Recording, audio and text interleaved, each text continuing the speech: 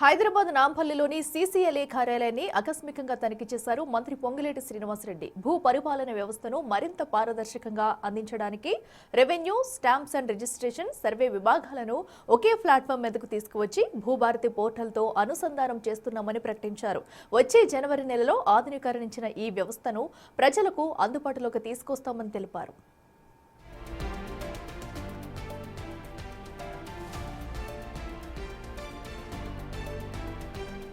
భూ పరిపాలనకు కేంద్రమైన సీసీఎల్ఏ కార్యాలయం నిర్వహణ సరిగా లేదని అసంతృప్తి వ్యక్తం చేశారు మంత్రి. కార్పొరేట్కు ధీటుగా ఆఫీసును ఆధునీకరించాలని అధికారులను ఆదేశించారు.